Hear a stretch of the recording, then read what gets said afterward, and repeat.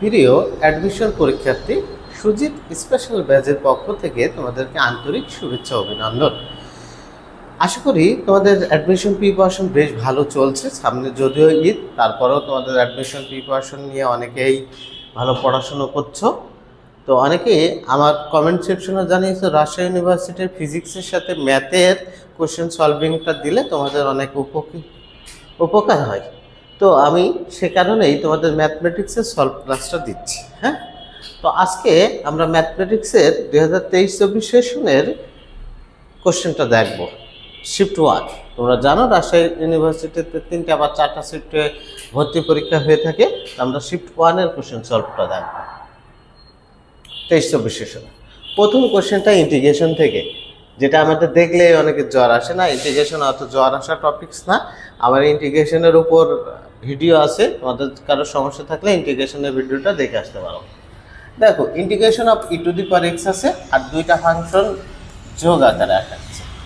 একটা নিয়ম দেখায়, ই টু দি পাওয়ার এক্স আর দুইটা ফাংশন যোগ বা বিয়োগ আকারে যদি থাকে, ই টু দি পাওয়ার এক্স দুইটা ফাংশন যোগ বা বিয়োগ আকারে যদি থাকে, একটা ফাংশনের অন্তরীকরণ করে আরেকটা ফাংশন যদি হয়, দেখো এফ অফ এক্স একটা ফাংশন, তার অন্তরীকরণ করে এফ প্রাইম এক্স। হ্যাঁ, একটা ফাংশনের অন্তরীকরণ করে আরেকটা ফাংশন হলে তাহলে অ্যান্সার হয় ই টু দি পাওয়ার এক্স, যে ফাংশনকে করে হয়েছিল অর্থাৎ এফ অফ এক্স, সেটা রাইট আনসার।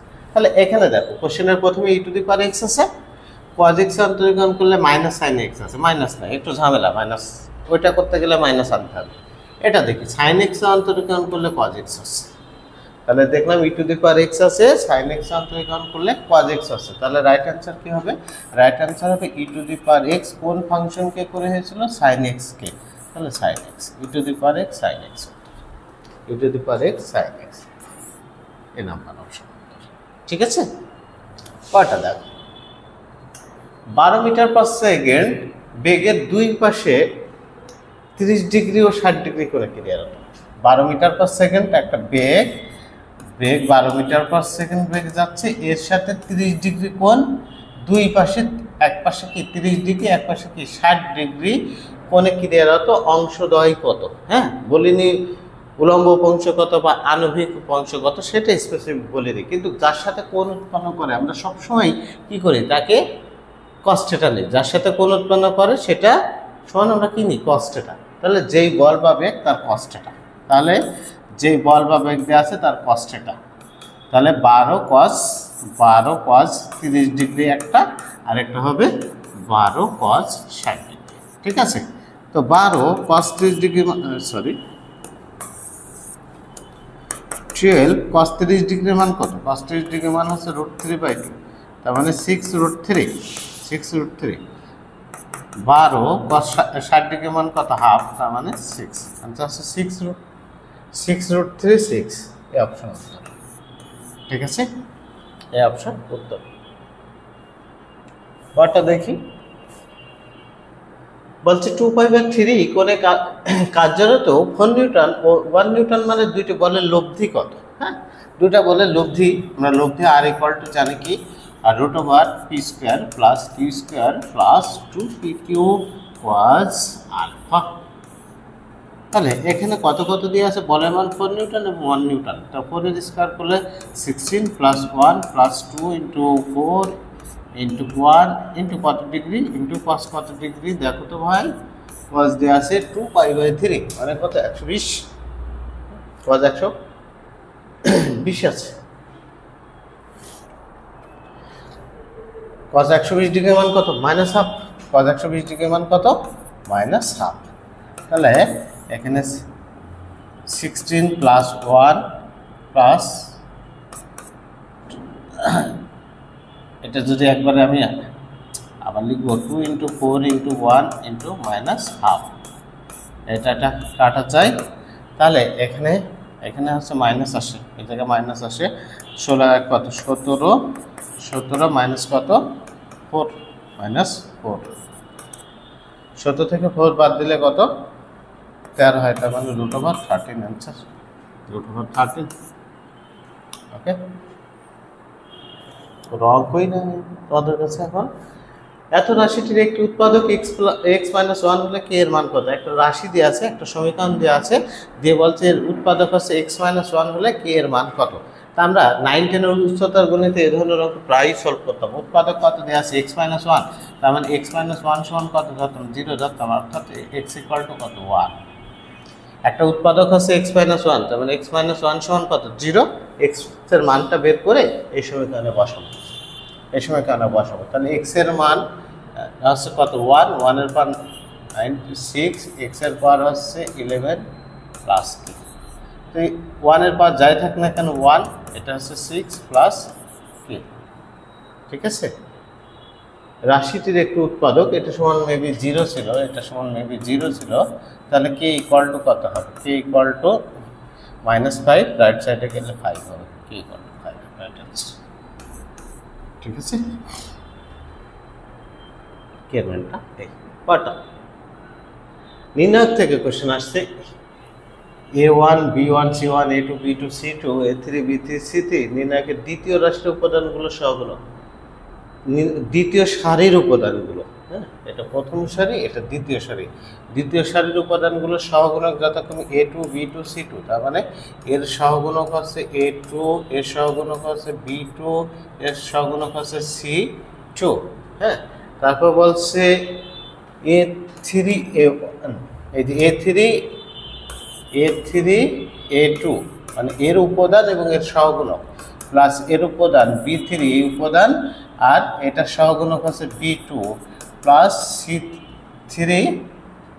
C3 আর এর সহগুণক হচ্ছে C2, এটা সমান আমরা কত জানি? 0 জানি, হ্যাঁ। নির্ণায়কের বৈশিষ্ট্য অনুসারে এটা সমান আমরা কি জানি? 0 জানি, রাইট অ্যান্সার, ঠিক আছে। নির্ণায়কের বৈশিষ্ট্য অনুসারে এর সহগুণক এবং এর উপাদান প্রত্যেকটা যোগফল, এই দুইটা যোগফল করে কত হবে? 0 হবে। নির্ণায়কের বৈশিষ্ট্যটা আছে, হ্যাঁ। পরটা দেখো, ইন্টিগ্রেশন অফ 0 থেকে 1 x/x4 × 1 dx, না এখানে মিসিং আছে স্লাইডে, এখানে আছে x4 + 1 হবে, হ্যাঁ। যে স্লাইডটা তৈরি করে সে ভাইয়ের আবার বিয়ের বছর চলছে, মানে সামনে বিয়ে, তো তার মাথায় মাঝে মাঝে এই ধরনের চিন্তা আসে, তাই ইদানিং ভুলটা একটু বেশি হয়, হ্যাঁ। তোমরা কিছু মনে করো না ভাই, তোমাদের সেতু ভাইয়ার বিয়ে, তো তোমরা একটু দোয়া করো সেতু ভাইয়ের জন্য, একটু দোয়া করো যাতে দ্রুত বিয়েটা হয়ে যায়। আর দ্রুত বিয়েটা হয়ে গেলে বুঝতেই পারছো মানসিকভাবে স্থিতিশীল আসবে, আর স্থিতিশীল আসলে স্লাইডে আশা করি ভুল হবে না বা কম ভুল হবে। ওকে, আর মেবি এখানে আছে +1 হবে, 0 1 x/x4 + 1 dx এর মান কত, হ্যাঁ। দেখো, তো আমরা এটাকে এভাবে লিখতে পারি, 0 1 এটাকে x² + 1 লিখতে পারি × dx, হ্যাঁ। x4 মানে কি? x² তার স্কোয়ার, আমরা এটা সমান z ধরবো, z x² সমান z ধরবো, আর dz ইকুয়াল টু কি? 2x dx, dz/2 equal to কি? x dx। দেখো তো এই x dx সমান আমরা কি লিখতে পারবো? dz/2, তো 2 ধ্রুবপদ বাইরে আনবো, হাফ 0 1 1 এটা সমান কি লিখতে পারবো? z² + 1, এভাবে আমি সাইজ করে লিখি, এটা লিখতে পারি, এটা 1 লিখলাম, আর এটা সমান z² × dz। দেখো তো আমাদের মনে পড়ে না tan ইনভার্স x অন্তরীকরণ করলে কি হয়? 1/1 + x², তার মানে 1/1 + z² এর ইন্টিগ্রেশন করলে tan ইনভার্স z হবে। তাহলে এই হাফ থাকলো tan ইনভার্স z বলতে আবার কত? z বলতে x², শেষ। tan ইনভার্স z হয়েছে পরে x², তাহলে যেখানে x পাবো সেখানে একবার 1 বসাবো, একবার 0 বসাবো। আচ্ছা, x এর জায়গায় যদি 1 বসে তাহলে tan ইনভার্স কত আসবে? 1 আসবে না। tan ইনভার্স 1 আসে কিসের জন্য?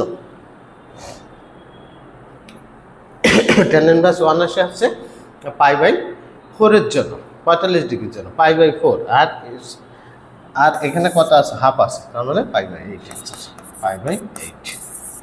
ওকে, মান বসানো কি বুঝছো? tan ইনভার্স x এর জায়গায় একবার 1 বসাবো, -0 বসাবো, যখন 0 বসাবো tan ইনভার্স 0 তো 0 হিসাবে বাইরে, আর যখন 1 বসাবো তো সে 1 এর স্কয়ার করলে 1, tan ইনভার্স 1 হয় কত ডিগ্রির জন্য? 45, মানে π/4, আর এই হাফ গুণ করলে আছে π/8 অ্যান্সার।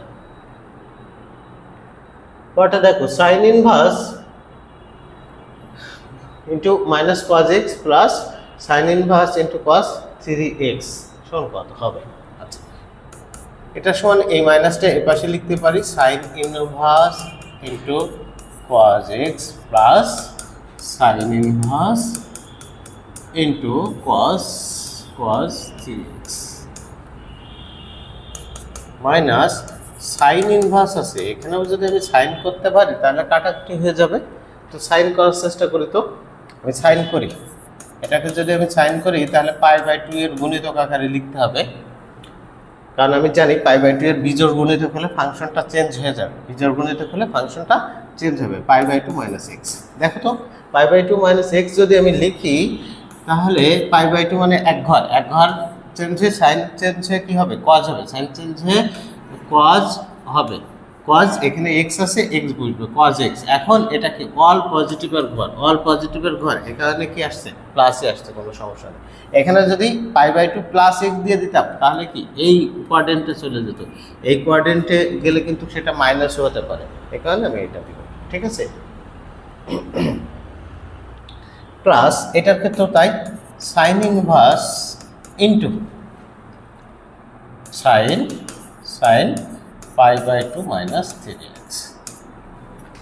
তাহলে এই সাইন ইনভার্স কাটবে, এই মাইনাস থাকলো মাইনাস π/2 মাইনাসে মাইনাসে প্লাস এক্স, এটা কেটে যাবে, তাহলে থাকবে কত? π/2 - 3x, এটা বিয়োগ যাবে -2x। আচ্ছা, রাইট আনসার হচ্ছে -2x, ঠিক আছে। এখান থেকে জাস্ট আমি কসকে সাইনে কনভার্ট করেছি, এই জায়গায় অনেকের একটু সমস্যা হবে, তো একবার প্র্যাকটিস করে নিন। কসকে সাইনে কনভার্ট করেছি, তাছাড়া কোনো কিছু না। পরেরটা দেখি, এত বৃত্তটি এক্স অক্ষকে স্পর্শ করলে পি এর মান কত? আমরা সবাই জানি এক্স অক্ষকে স্পর্শ করলে জি স্কোয়ার সমান সি হয়, তাহলে এখানে জি কত? 4, তার স্কোয়ার করলে 16 ইকুয়াল টু সি মানে এই পি, তার মানে পি এর মান কত? 16, পি এর মান হচ্ছে 16, ঠিক আছে। এর মান 16। পরেরটা, এত অধিবৃত্তের উপকেন্দ্রিক লম্বের দৈর্ঘ্য সাইজ করাই তো আছে, এটা এইভাবে লিখতে পারি y² - x² 2 = 1, সাইজ করাই ছিল। উপকেন্দ্রিক লম্বের দৈর্ঘ্য যেহেতু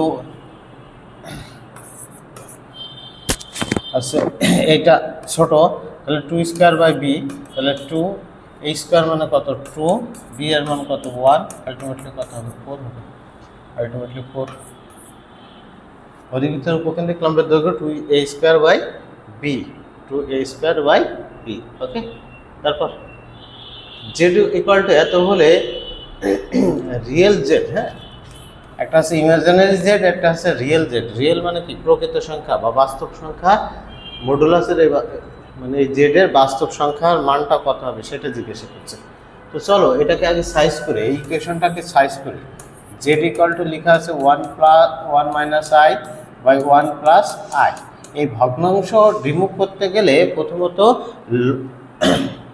হরের অনুবন্ধী দ্বারা লব হরকে গুণ করতে হবে, হরের অনুবন্ধী দ্বারা লব হরকে গুণ করতে হবে। হরের কত আছে? 1 + i, এর অনুবন্ধী কত হবে? 1 - i, এটার দ্বারা লব হরকে আমি গুণ করব, তাহলে 1 - i হয়।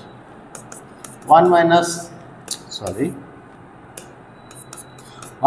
- i তার হোল স্কয়ার বাই এটা কি a + b × a - b, তার মানে a² - b²।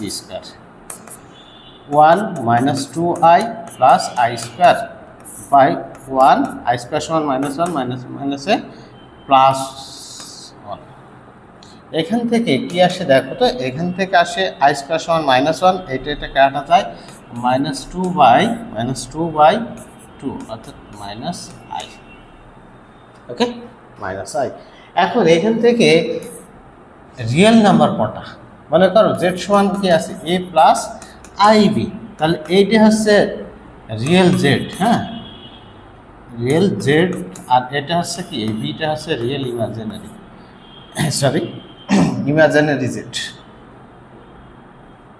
এটা হচ্ছে ইমাজিনারি জেড, ওকে। বাস্তব সংখ্যাটা হবে রিয়েল জেড, আর অবাস্তব সংখ্যা বা আই এর শকটা হচ্ছে ইমাজিনারি জেড। এখানে চেয়েছে কি? রিয়েল জেড কত হবে? 0 না, এখানে বাস্তব সংখ্যা কত আছে? 0 আছে, সিম্পল পদ 0, তাহলে রাইট অ্যান্সার হবে 0। আর যদি বলতো ইমাজিনারি জেড কত, তাহলে এই আই শক কত হতো? -1, আই শক কত? -1 অ্যান্সার হতো। ওকে, এ ধরনের অঙ্ক আশা করি তোমরা পারবা এরপরে। তারপর বলছে y² = -8x এবং x² এত পরাবৃত্ত দুইটির উপকেন্দ্রদ্বয়ের মধ্যবর্তী দূরত্ব। দুইটা পরাবৃত্তের সমীকরণ দেওয়া আছে, দিয়ে বলছে ওই দুইটা পরাবৃত্তের উপকেন্দ্রের মধ্যবর্তী দূরত্ব। তাহলে উপকেন্দ্রদ্বয়ের মধ্যবর্তী দূরত্ব বের করতে গেলে আগে উপকেন্দ্রের মান তো আমাদের দরকার, উপকেন্দ্র বের করি, তারপর দুইটা বিন্দুর মধ্যবিন্দু বের করে দেবো। তো চলো এটার উপকেন্দ্র বের করি। এটা y² = -8x, আমি ভাঙতে পারি y² = 4 × -2 × x। তাহলে এর স্থানাঙ্ক কত? -2, 0, উপকেন্দ্র প্রথমটার উপকেন্দ্র স্থানাঙ্ক -2, 0। দ্বিতীয়টা আসো, x² = 16y আর x² = 4 × 4 × y, অর্থাৎ এর উপকেন্দ্র স্থানাঙ্ক 0,4। এর স্থানাঙ্ক কত? a0, এর মান কত? -2, 0। আর যেহেতু x² দিয়ে শুরু আছে, 0b বা 0a, তাহলে 0,4। পরাবৃত্ত দুটির উপকেন্দ্রদ্বয়ের মধ্যবর্তী দূরত্ব, এ একটা উপকেন্দ্র পেয়েছি, এ একটা উপকেন্দ্র পেয়েছি, এর মধ্যবর্তী দূরত্ব, দুইটা বিন্দুর মধ্যবর্তী দূরত্ব যেভাবে বের করি, x1 - x2 তার whole square plus y1 - y2 তার হোল স্কয়ার, x1 - x2 তার whole square plus y1 - y2 তার হোল স্কয়ার। তাহলে 2 এর স্কয়ার করলে কত হয়? 4, আর 4 এর স্কয়ার করলে 16, তাহলে √20 কে এভাবে ভাঙতে পারি 4 × 5, তার মানে 2√5, রাইট অ্যান্সার হচ্ছে 2√5। ওকে, y² = 4x এবং y - 2x যার আবদ্ধ ক্ষেত্রের ক্ষেত্রফল কত বর্গ একক? এটা ম্যানুয়ালি করতে পারি, ম্যানুয়ালি করলে একটু বড় হবে। কোশ্চেনটা আসছে নির্দিষ্ট যোগজীকরণের প্রয়োগ থেকে, ছোট অধ্যায় কিন্তু প্রায়ই কোশ্চেন আসে। হ্যাঁ, তো এখান থেকে একটু শর্টকাট ইউজ করার চেষ্টা করি। y² = 4ax আর y = mx সরলরেখা দ্বারা আবদ্ধ ক্ষেত্রের ক্ষেত্রফলটা হবে 8a² / 3m², 8a²/3m³। কখন? যখন y = mx সরলরেখা এবং y² = 4x পরাবৃত্ত দ্বারা আবদ্ধ ক্ষেত্রের ক্ষেত্রফল হবে 8a²/3m³।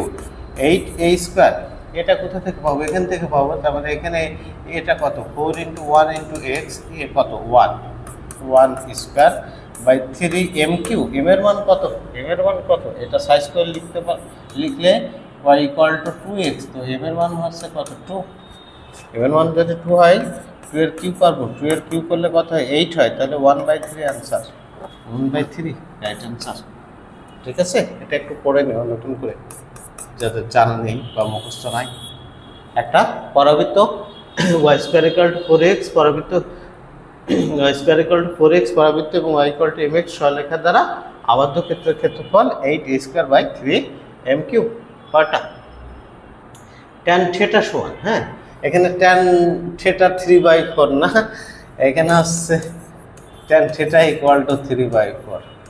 আসলেই মানে যে কথা বলছিলাম, হ্যাঁ, একটা বয়স হয়ে গেলে যা হয়, হ্যাঁ, বিয়ে না দিলে আর হবে না। ঠিক আছে, তোমাদের দিকে চিন্তা করেও আমি তোমার সাথে ই করবো, বাসায় বলবো যে আসলে তাড়াতাড়ি বিয়েটা দিয়ে দিতে, এইভাবে আর হয় না। তাহলে tan θ = কত? 3/4, নিশ্চিত এখানে সমানই হবে। হ্যাঁ, তো থিটার রেঞ্জটা বলেছে 0 থেকে 90 ডিগ্রির ভিতরে। এই সমীকরণের মান জিজ্ঞাসা করছে। দেখো এখানে সাইন আছে, এখানে কজ আছে, তো সাইন কজের মান বের করতে পারলেই তো সমীকরণের মান বের করতে পারবো। তা আমরা জানি কি tan θ = কি? লম্ব বাই ভূমি। tan θ = কি? লম্ব বাই ভূমি, তার মানে 3, 4। তাহলে এটা সমকোণী ত্রিভুজ, একটা 3 থাকলে একটা 4 থাকলে আর একটা অবধারিতভাবে 5, আর একটা অবধারিতভাবে কি 5। অথবা তোমরা বের করতে পারো অতিভুজ স্কয়ার = কি? লম্ব স্কয়ার প্লাস ভূমি স্কয়ার। কিন্তু আমরা সমকোণী ত্রিভুজের অতিভুজের অনুপাতগুলো কয়েকটা মুখস্থ করি। একটা 3 থাকলে একটা 3, একটা 4 থাকলে অবধারিতভাবে আর একটা 5 থাকবে। তো আসো এবার এখানে কি আছে? Sine theta minus cos theta by sine theta plus cos theta. দেখো তো সাইন থিটা, সাইন মানে কি লম্ব বাই অতিভুজ, সাইন মানে কি লম্ব বাই অতিভুজ, তার মানে এই মান কত 3/5 মাইনাস কস, কস মানে কি ভূমি বাই অতিভুজ, তাহলে 4/5, 3/5 প্লাস 4/5। লসাগু হয়, লসাগু হয় 5 লসাগু হয়, এখানেও 5 লসাগু হয়, তাই উঠে যাবে না, তাহলে 3 - 4 হবে না, এখানে কত 3 + 4 হবে না, তাহলে -1/7 অ্যান্সার, -1/7 এই রাইট অ্যান্সার। ঠিক আছে, -1/7 রাইট অ্যান্সার, কোনো কিছুই না, সিম্পল অঙ্ক। চলো এবার 14 নম্বর কোশ্চেনে সলভ দেখি। যে এত এবং এত বৃত্ত দুইটি পরস্পরকে অন্তস্থভাবে স্পর্শ করলে, পরস্পরকে কীভাবে স্পর্শ করলে, অন্তস্থভাবে স্পর্শ করলে পি এর মান কত? দুইটা বৃত্ত পরস্পরকে স্পর্শ করার শর্তটা কি আমাদের মনে আছে?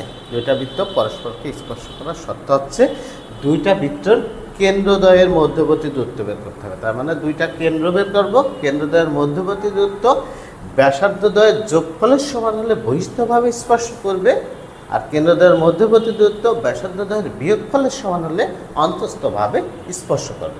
এখন যেহেতু কোশ্চেনে বলে দিয়েছে অন্তস্থভাবে স্পর্শ করবে, অর্থাৎ কেন্দ্রদ্বয়ের মধ্যবর্তী দূরত্ব C1, প্রথমটার কেন্দ্র C1, দ্বিতীয়টার কেন্দ্র C2 যদি হয়, তাহলে ব্যাসার্ধদ্বয়ের কি বিয়োগফলের সমান হবে, ব্যাসার্ধদ্বয়ের বিয়োগফলের সমান হবে। ঠিক আছে, এই হচ্ছে কথা, R1 - R2 অথবা R2 - R1 একটা হলেই হচ্ছে। তাহলে এর কেন্দ্র বের করি। এই বৃত্তের কেন্দ্র হচ্ছে কত 0,0, এই বৃত্তের কেন্দ্র কত 0,-4, তাহলে এই দুইটা বিন্দুর দূরত্ব কত হবে 4 হবে, কেন্দ্রদ্বয়ের মধ্যবর্তী দূরত্ব কত 4।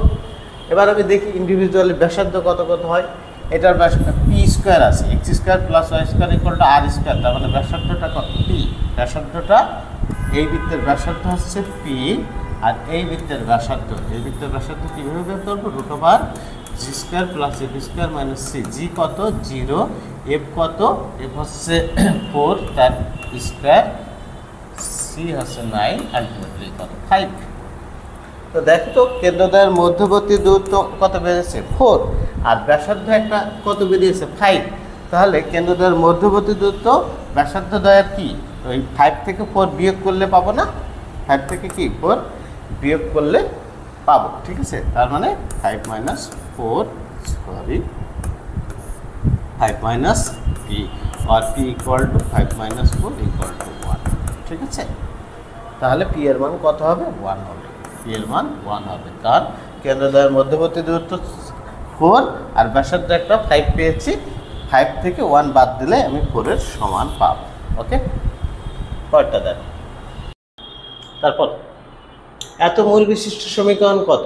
হ্যাঁ, একটা মূল যে সমীকরণ জিজ্ঞাসা করলে আমি কি করব, সেই মূল সমান x ধরে নেব, সেই মূল সমান x ধরে নেব, তার মানে 1 - i ধরার পর বাস্তবাংশটা x এর কাছাকাছি আনবো, এনে বর্গ করে দেবো উভয় পক্ষ, শেষ। একটা মূল দিয়ে সমীকরণ নির্ণয় করতে বললে সেই মূল সমান আমি x ধরবো, ধরার পরে বাস্তবাংশটা x এর কাছাকাছি এনে উভয় পক্ষে বর্গ করে দিলে ওদের কাঙ্ক্ষিত সমীকরণ পাবো। তা আসো বাস্তবাংশ আছে 1, তাহলে x - 1 তার হোল স্কয়ার = -i তার হোল স্কয়ার, আর x² - 2x + 1, x² - 2x + 1। এখানে দেখো -i² সমান কত -1, এই পাশে আসলে plus, x² - 2x + 2 = 0, right answer, x² - 2x + 2 = 0। ওকে, 16 নম্বর কি করব, আমরা দুইটাকেই টেনে যদি কনভার্ট করতে পারি তাহলে আমরা সূত্র বসাতে পারবো। ঠিক আছে, দুইটাকেই টেনে কনভার্ট করতে পারলে, কারণ আমরা জানি সাইন ইনভার্স x এবং কজ ইনভার্স x এর কোনো সূত্র নাই, তাহলে এটাকে টেনে কনভার্ট যদি আমি করতে চাই, এটা টেনে কনভার্ট যদি করতে চাই, সাইন এর মান দেওয়া আছে, সাইন মানে কি লম্ব বাই অতিভুজ, তাহলে একটা 4 একটা 5 থাকলে আর একটা বাহু অবশ্যই কত হবে 3 হবে। পরেরটার ক্ষেত্রে কি দেওয়া আছে, পরেরটার ক্ষেত্রে দেওয়া আছে কস, কস মানে কি, কস মানে ভূমি বাই অতিভুজ, তার মানে লম্বের মান কত আসবে 1 আসবে, √5 তার হোল স্কয়ার - 2 তার হোল স্কয়ার 1 আসবে। ওকে, এখন এটাকে যদি আমি টেনে কনভার্ট করি, tan ইনভার্স tan মানে কি লম্ব বাই ভূমি 4/3 plus tan inverse 1/2 tan inverse x plus tan inverse y এর সূত্র আছে tan inverse x plus y by 1 minus xy tan inverse লসাগু হয় কত 6 যদি লসাগু হয় 2 থাকে 4 দুগুণে 8 প্লাস এখানে আছে 3 8 11 বাই এটা কাটলে কত হয় 2 হয় তাহলে এখানে লসাগু হয় 3 মাইনাস 2 আমি এখানে লিখলাম tan ইনভার্স এটা কত 11/6 গুণ 3 উল্টায় যাবে 3/1 এটা কাটলে কত 2 আর tan inverse 11/2 tan inverse 11/2 right answer একটু বড় tan inverse 11/2 right answer okay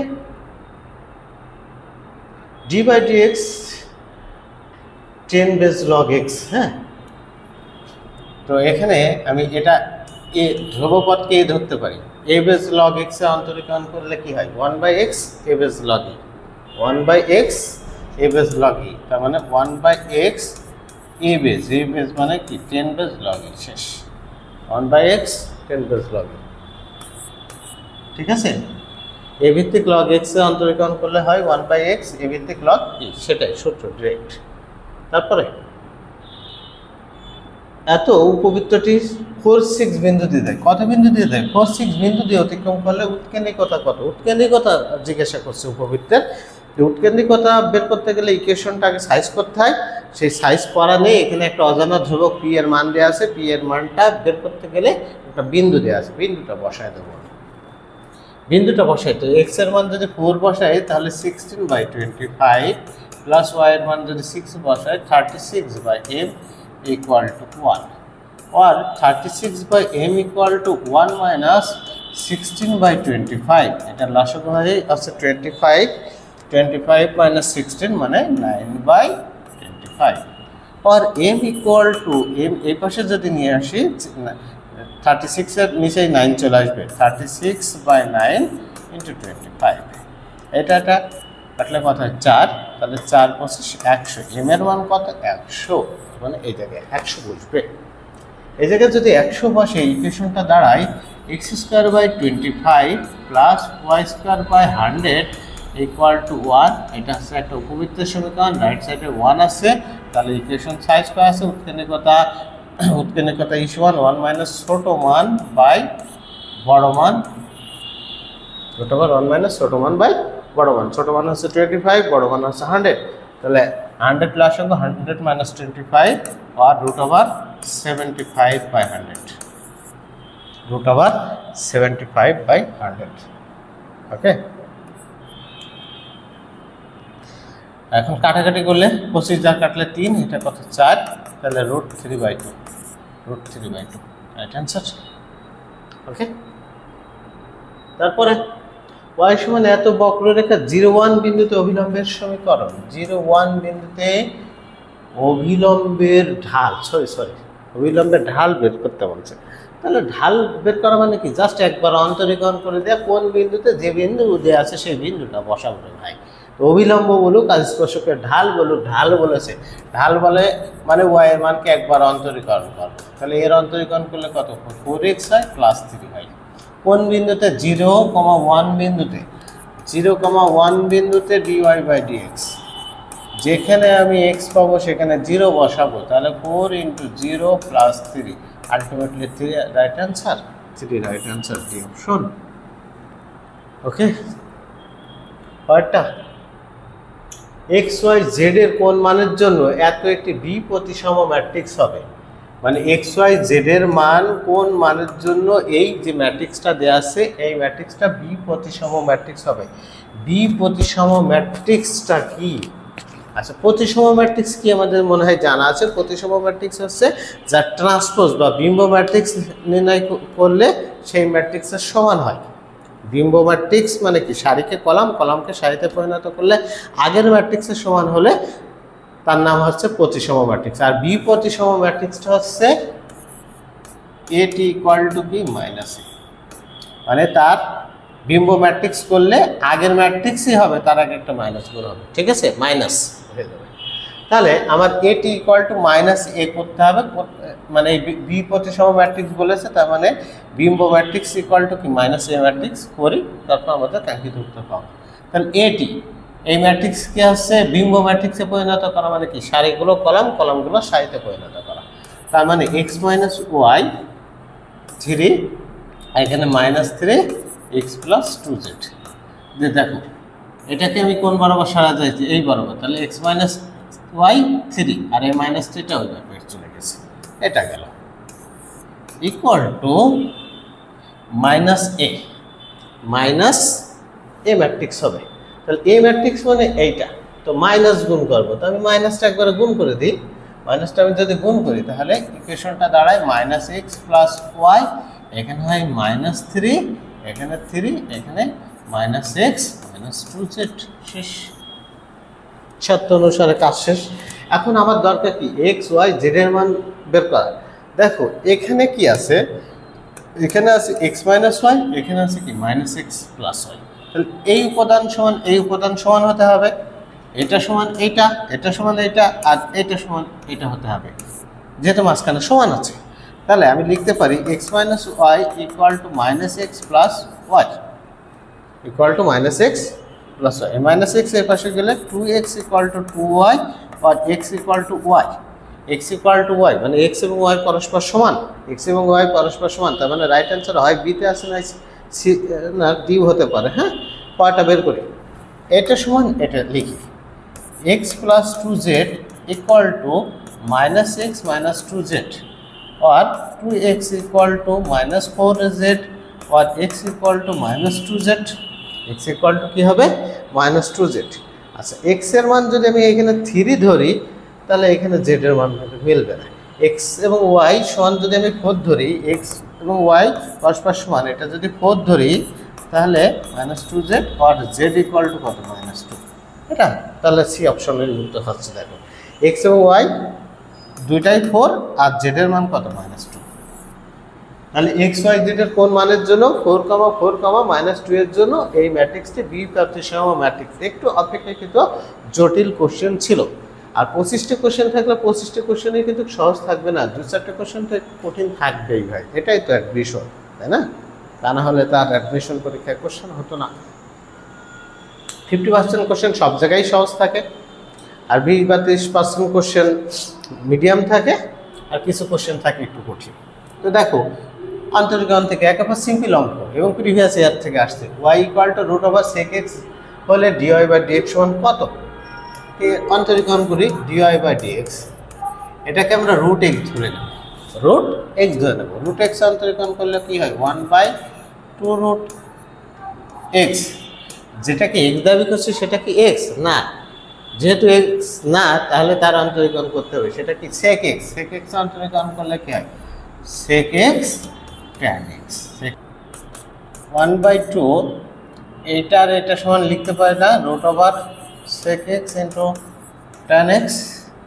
তাহলে এটা সমান কত y, y/2 into tan x, y/2 into tan x, y/2 into tan x. ঠিক আছে, এত সরলরেখার 3 একক দূরবর্তী সমান্তরাল সরলরেখার সমীকরণ কত। এই একটা সরলরেখার 3 একক দূরবর্তী সমান্তরাল সরলরেখার সমীকরণ কত। এই একটা সরলরেখা আর একটা সমান্তরাল সরলরেখার এই মধ্যবর্তী দূরত্ব কত, 3 একক। হ্যাঁ, এই দুইটা মানে এই একটা রেখা আর এই সমান্তরাল রেখার মধ্যবর্তী দূরত্ব কত, 3 একক হবে, এমন সমীকরণ নির্ণয় করতে বলছে, এমন সমীকরণ নির্ণয় করতে বলছে। তাহলে আমি কি করব, এইটা এবং অপশনের একটা রেখার সমান্তরাল রেখার সমীকরণ বের করব, সমান্তরাল রেখার মধ্যবর্তী দূরত্ব বের করব, করার পর যদি 3 হয় সেটা রাইট অ্যান্সার। আমি আবার বলছি, এই রেখা এবং অপশনের একটা সরল রেখার মধ্যবর্তী দূরত্ব বের করে যদি 3 একক হয় তাহলে সেটা রাইট অ্যান্সার। তাহলে এটা সমান্তরাল মধ্যবর্তী দূরত্ব, দুইটা সমান্তরাল রেখার মধ্যবর্তী দূরত্ব কিভাবে বের করেন? C1 - C2 -3 মাইনাসে +3 বাই কি √9 + 16। এখানে তো এমনি 0 চলে আসছে, হচ্ছে না, আর এই মানটা আসছে 5, এই মানটা আসছে কত 5। তাহলে আমাকে এমনভাবে এটা করলে হতে পারে, এটা দেখি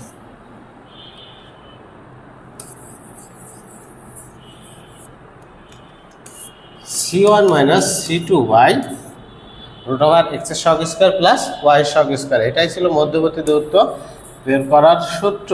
তাহলে মডুলাস C1 কত -3, C2 কত -12 বাই √x² মানে 9 + 16। আচ্ছা, তাহলে এখানে কত হবে -15, এটা কত 5। তাহলে কাটাকাটি করলে 3 হয়, মডুলাস থাকার কারণে 3। দেখো এই রেখার মধ্যবর্তী দূরত্ব বা লম্ব দূরত্ব যেহেতু 3 হয়েছে, সরলরেখার 3 একক দূরবর্তী সরলরেখা হবে ডি অপশন। ঠিক আছে, এটা হচ্ছে ডি অপশন। এটা যদি বোঝো এটা টাইম কম লাগবে, এছাড়া অন্য নিয়ম আছে, সেটা অনেক টাইম লাগবে ভাই। কটা tan θ = 1/3 হলে sin 4θ এর মান কোনটি? sin 4θ এর মান কোনটি? আচ্ছা দেখো, tan θ = 1/3। আচ্ছা, sin 4θ, sin 4θ রে আমরা লিখতে পারি sin 2 × 2θ।